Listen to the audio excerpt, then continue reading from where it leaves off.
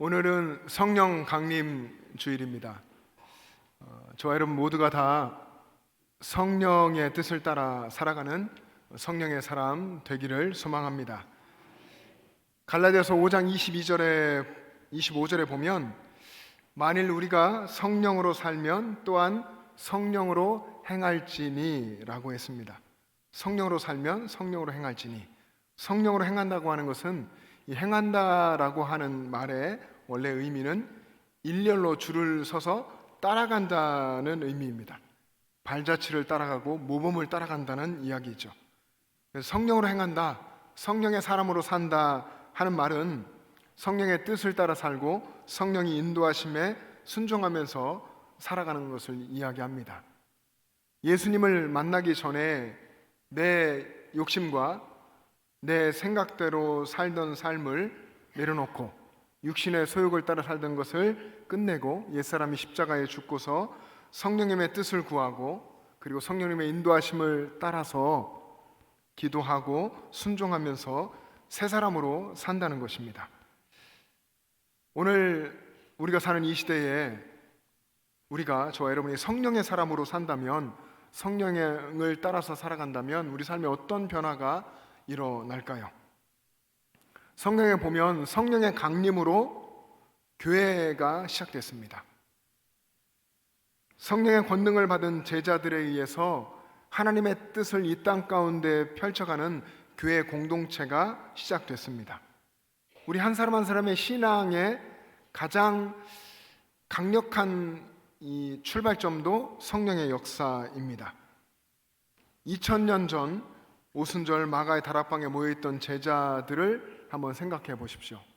그들이 마가 다락방에 모여서 약속하신 성령을 기다리며 기도했지만 또 한편 그들은 두려움에 떨면서 그래서 그들이 있던 곳에 문을 다 걸어 잠그고 있었습니다.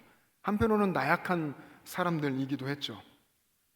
그런데 그들 가운데에 성령이 급하고 강한 바람같이 불의 혀처럼 갈라지는 모습으로 임했을 때에, 성령이 강림했을 때 거기에 모여있던 120명의 제자들은 완전히 다른 사람으로 변화됐습니다. 변화된 이 사람들을 통해서 교회가 세워졌고 복음이 유대를 넘어서 사마리아로 땅끝까지 전파됐습니다. 사도행전이 이 놀라운 역사를 기록하고 있습니다. 하루에 3,000명이 회개하고 세례받고 예수님을 믿게 됐고 그들은 목숨을 걸고 복음을 전하는 사람들이 됐습니다. 이 성령의 역사가 2000년 전부터 지금 우리 사는 이때까지 계속해서 이어지고 있습니다. 오늘 우리가 읽은 본문 유명한 사도행전 1장 8절 말씀을 한번 합독하여서 같이 읽겠습니다. 시작. 오직 성령이 너희에게 임하시면 너희가 권능을 받고 예루살렘과 온 유대와 사마리아와 땅끝까지 이르러 내 증인이 되리라 하시니라. 아멘. 여러분, 이 말씀으로 예수님은 제자들에게 약속을 주신 것인데, 예수님께서 제자들에게 약속하신 삶은 성령의 권능으로 사는 삶입니다. 성령의 권능으로 살고 그래서 세상에서 복음의 증인으로 살아가는 것이죠. 예수님은 제자들에게 성령의 권능이 임해서 그들이 복음의 증인으로 살기를 원하셨습니다. 우리 믿는 사람들에게 임하시고 함께 하시는 이 성령의 권능은 하늘의 뜻을 이 땅 가운데 이루는 폭발적인 능력입니다. 그래서 성령을 받은 사람이 인생이 한 번에 변화되죠. 하늘로부터 임한 이 성령의 권능을 받은 제자들이 변했습니다.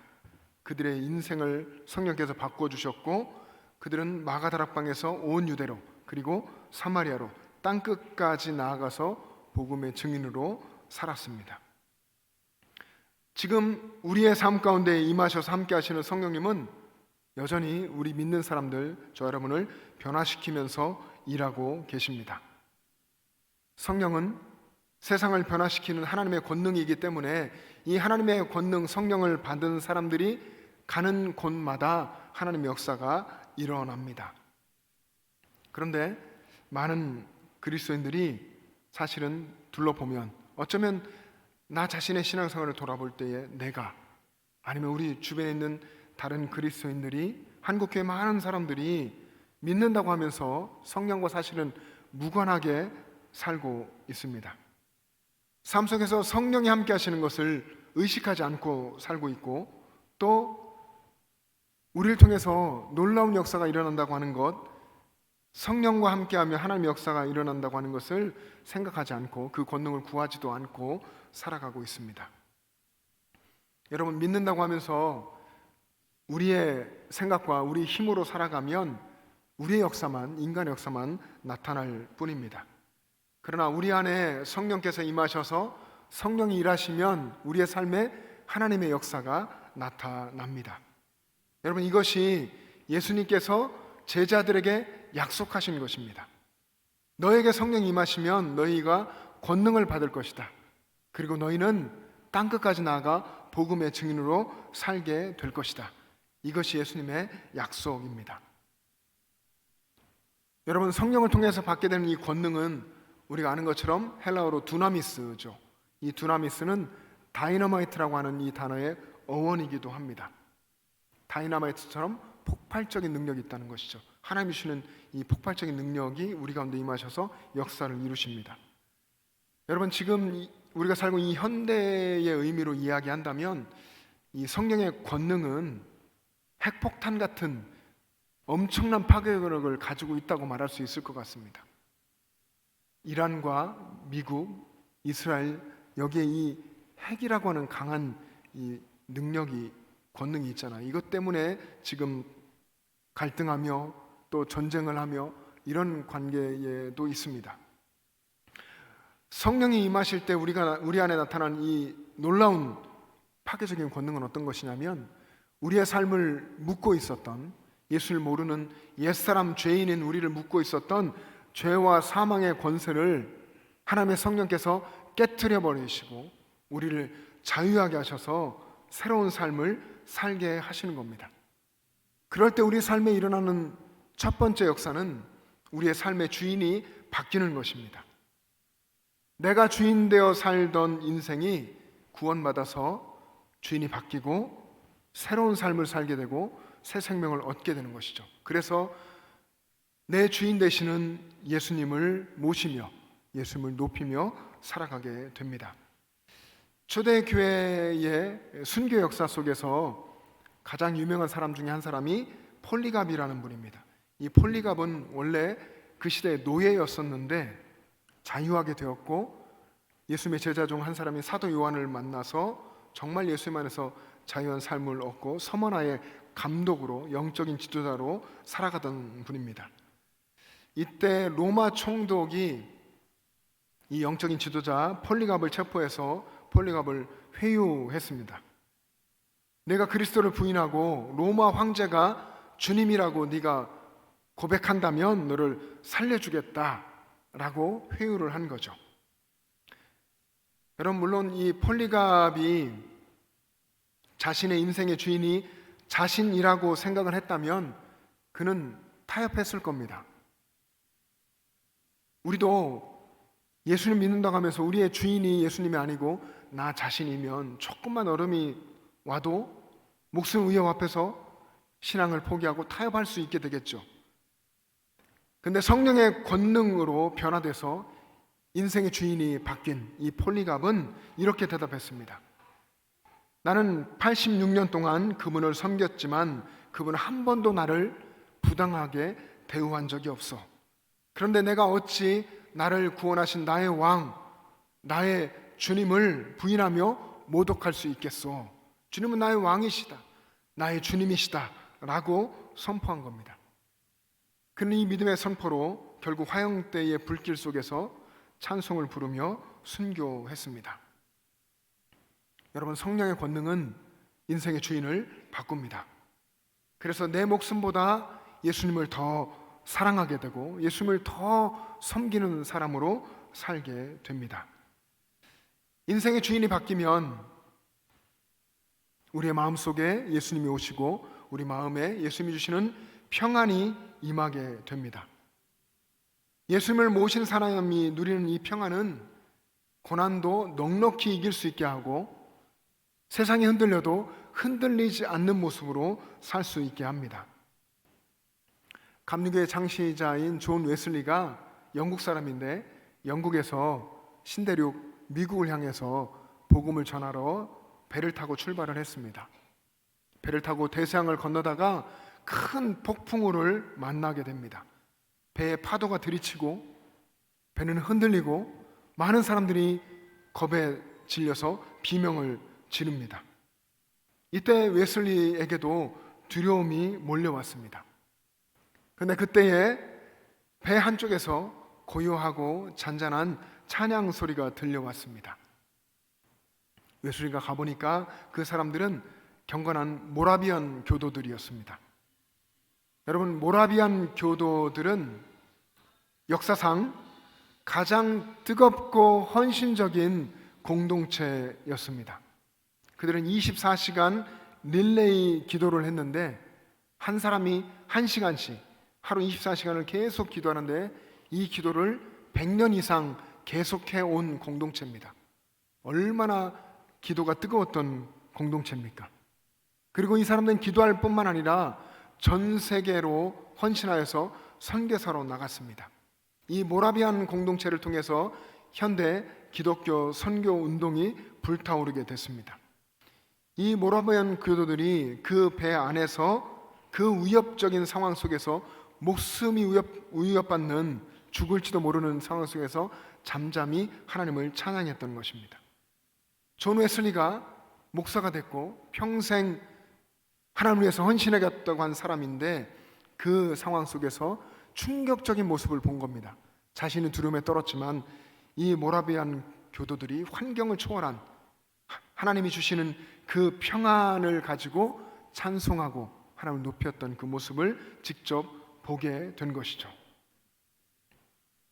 여러분, 우리들 안에도 성령이 임하시면 사방으로 우겨쌈을 당하는 절망적인 상황 속에서도 고요하게 찬송하며 평안을 누릴 수가 있습니다. 저 여러분의 마음속에 이 예수님의 평안이 임하기를 소망합니다. 인생의 주인이 바뀌고 마음에 평안이 임한 사람은 세상 속에서 복음의 증인으로 삽니다. 구원받고 성령이 임한 사람의 드러나는 외적인 가장 중요한 특징은 삶 속에서 복음의 증인으로 산다는 것입니다. 오늘 본문 속에 있는 이 증인이라고 하는 말, 마르투스라고 하는 이 말은 영어의 마터라고 하는 단어의 어원이기도 하죠. 이 증인과 순교자라고 하는 단어가 긴밀하게 연결되어 있습니다. 이것은 어원적으로도 그렇고 또 교회사 속에서도 그것을 분명히 증거합니다. 초대교회 성도들은 자신의 인생을 바쳐서 섬겨도 아깝지 않은, 정말 그들이 사랑하는 예수 그리스도를 만났고 예수 그리스도를 위해서 생명을 버리며 순교하는 삶을 살았습니다. 여러분, 성령을 받기 전, 성령의 강림의 역사 이전에 베드로를 생각해 보십시오. 아마 저와 여러분 같은 그런 모습일 겁니다. 베드로가 예수님이 체포되시고 그 밤에 예수님의 뒤를 따라갔습니다. 대제사장의 집 뜰까지 갔는데 거기서 한 여종의 추궁을 받으면서 자신도 잡힐까 봐 두려워서 예수님을 3번이나 부인했습니다.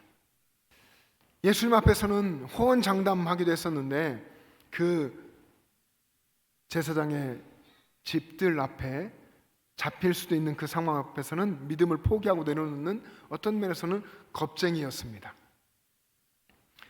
예수님이 부활하신 후에도 베드로는 여전히 두려움에 사로잡혀서 자신이 살던 갈릴리 호수로 돌아가 버리고만 실패자이기도 했습니다. 그런데 오순절날 성령이 임하시자 베드로는 변화되어서 밖으로 나아가서 담대하게 복음을 전했습니다. 그가 복음을 선포하자 3,000명이 회개하고 예수를 믿는 역사가 일어났고, 베드로가 체포됐을 때 이 베드로는 자신을 위협하는 공회 앞에서 그 수많은 유대인들 앞에서 담대하게 이야기했습니다. 나는 보고 들은 바를 말하지 않을 수 없다 라고 강하게 담대하게 선포했습니다. 여러분, 십자가 앞에서 비겁하게 도망쳤던 사람이 예수 그리스도의 복음을 담대하게 선포하는 증인이 된 것입니다. 베드로는 십자가에 거꾸로 못 박혀 죽을 때까지 평생 복음의 증인으로 살았습니다. 사랑하는 영천제일 가족 여러분, 내 인생의 주인이 바뀌는 것, 그리고 내가 인생에서 평안을 누리는 것, 복음의 증인으로 살아가는 것, 여러분, 이것은 내 의지와 내 힘으로 되는 것이 아닙니다. 성령께서 하시는 거죠. 성령이 임하시면 자연스럽게 내 안에서 성령이 하시는 역사입니다. 성령이 내 안에 임하시면 내가 권능을 받게 되고 인생이 변화되고, 그래서 인생의 주인된 자리를, 내가 앉아있던 그 자리를 예수님께 내어드리고, 예수님이 주시는 평안이 내 마음 가운데 임하고, 그래서 내 삶에서 나의 주인 되시는 예수님을 전하지 않을 수 없게 되는 것입니다. 2000년이 지나서 오늘 여기서 예배하는 우리도 다락방에 임하여서 제자를 변화시켰던 그 성령의 임재와 능력을 사모하기를 원합니다. 죄와 사망의 권세를 깨뜨려 부수고 하나님 나라의 자유를 누리게 하신 그 성령께서 우리 가운데 임하셔서 우리가 그 권능으로 변화받아 하나님의 자녀답게 이 땅을 살게 하시기를 간절히 소망할 수 있기를 원합니다. 여러분, 예수님을 믿는다 하면서도 삶 속에서 내 힘으로 살아보려고 발버둥을 치면 결국 남는 것은 상처밖에 없습니다. 남에게 상처를 주고 나도 상처를 받습니다. 여러분, 하나님의 성령의 권능을 의지하여서 살아갈 수 있기를 바랍니다. 폭풍우 몰아치는 세상 속에서 예수님의 평안을 누리고 예수님의 평안을 누리는 사람답게 세상 속에서 여러분이 삶의 그 자리에서 잠잠하고 고요하게 예수님을 찬송할 수 있기를 축복합니다. 어쩌면 비겁한 모습으로 도망쳤던 베드로를 위대한 복음의 증인이 되게 하신 성령께서 우리 자신의 삶 속에서 지치고 낙심하고 용기를 잃은 우리를 붙드시고 다시 일으키시고 다시 살려주셔서 영광스러운 복음의 증인으로 이 땅을 살게 하실 겁니다.